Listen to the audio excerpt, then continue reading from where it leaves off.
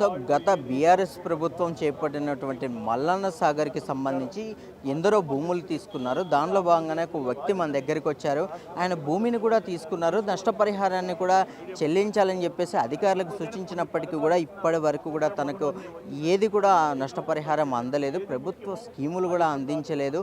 Court orders ఇచ్చినప్పటికీ కూడా మమ్మల్ని పట్టించుకునే నాదుడు లేరని చెప్పేసి కూడా ఆయన ఆవేదన వ్యక్తం చేస్తున్నారు. దీనికి సంబంధించి కూడా మరిన్ని అంశాలను తెలుసుకునే ప్రయత్నం చేద్దాం. మీ పేరు? నా పేరు కమ్మన్ నరసింహులు సార్. వేములగట్టు గ్రామస్తుడను. నా ల్యాండ్ 1 ఎకరం 33 గుంటలు ఉండేది.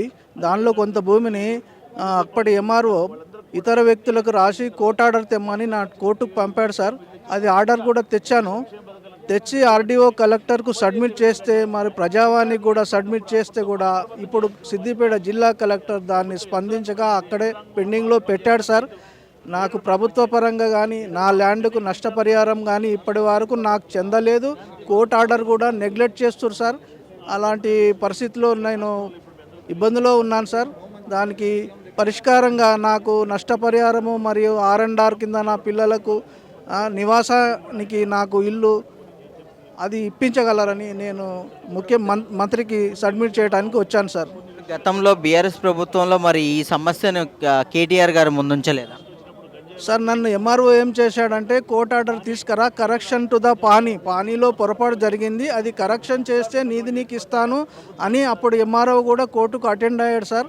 ఆ చెక్ ఇచ్చే మేడం ఉంటుంది, ఆమె కూడా కోర్టుకు అటెండ్ అయింది. నేను అనుకున్నాను 5-6 నెలల్లో అది కంప్లీట్ అవుతుంది, నాకు సంబంధించిన ప్రాపర్టీ నాకు డబ్బులు కానీ ల్యాండ్ కానీ వస్తుందని నేను ఊహించాను సార్. కోర్టులో పెండింగ్లో ఉండి లేట్ అయింది అక్కడ ప్రాసెస్. కోర్టులో ఉండటం వల్ల నాకు వీళ్ళు ఏమంటారంటే నువ్వు కోర్టుకు వెళ్ళినావు, వాళ్ళే పంపారు సార్. నేను అడిగితే ఏమంటాడు, నువ్వు కోర్టుకు వెళ్ళినావు కదా ఆర్డర్ కాపీ తీసుకురా అంటాడు. అక్కడ లేట్ జరిగింది సార్. నేను ఆర్డర్ తెచ్చిన తర్వాత నన్ను సంవత్సరాల కొద్దీ తిప్పిస్తున్నారు. కలెక్టర్ కూడా స్పందించలేదు, కోర్టు ఆర్డర్ను కూడా నెగ్లెక్ట్ చేస్తుండు సార్. దీని మీద మీరు యాక్షన్ తీసుకోగలరని కోర్టు ఆర్డర్ తీసుకెళ్ళి మళ్ళీ ఎంఆర్ఓ గారిని కలిసి ఎంఆర్ఓకు, ఆర్డీఓకు, కలెక్టర్కు సబ్మిట్ చేశాను, ప్రజావాణి అధికారులకు సబ్మిట్ చేశాను. సీఎం వారు కూడా స్టాంప్ వేసి పంపారు. దాన్ని కూడా పక్కన పడేసి వాళ్ళు నన్ను నెలల కొద్దీ తిప్పిస్తున్నారు. ఎప్పుడు అడిగినా చేస్తామంటారు సార్, చేయరు. ఎన్ని సంవత్సరాలని తిరగను, నా ల్యాండ్ నష్టపరిహారం నాకు ఇప్పకుండా ఇతరులకు ఇచ్చినామంటారు. సమాధానం కరెక్ట్గా చెప్పట్లేదు సార్. నాకు న్యాయం చేయగలరని నేను మనవి చేస్తున్నాను. ఏం చెప్తారు ఇప్పుడు మంత్రి గారికి? నా భూమి నష్టపరిహారం నాకు ఇప్పించాలని, నా పిల్లలకు R&R ఇప్పించాలని, నాకు నివాసానికి ఇల్లు ఇప్పించాలని నేను మంత్రి గారిని కోరుతున్నాను సార్.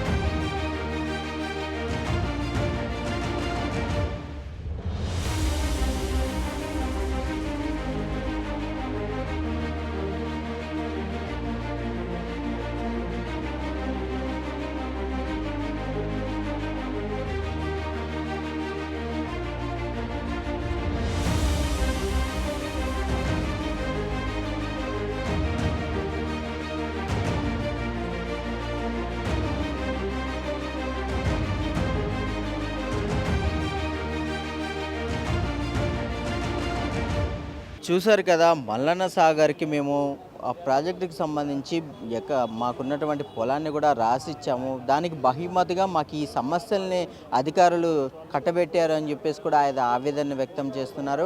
గతంలో కేటీఆర్ కానివ్వండి, బీఆర్ఎస్ గవర్నమెంట్కి ఎన్ని చెప్పినా కానీ ఎంఆర్ఓ దృష్టికి తీసుకెళ్ళాము. ఆయన కోర్టుకు వెళ్ళండి అని చెప్పేసి అంటే నేను అదే ప్రకారం వెళ్ళాను. ఆర్డర్ తెచ్చుకున్నప్పటికీ కూడా ఇప్పుడు ఆర్డర్ తీసుకొచ్చి ఇచ్చినప్పటికీ కూడా మమ్మల్ని తిప్పించుకుంటున్నారు. నా కాళ్ళు అరిగిపోతున్నాయి. నాకు ఈ ప్రభుత్వంలో అయినా సరే తగిన న్యాయం చేయాలని ఇప్పుడు గాంధీ భవన్ వేదికగా ఇక్కడికి వచ్చాను.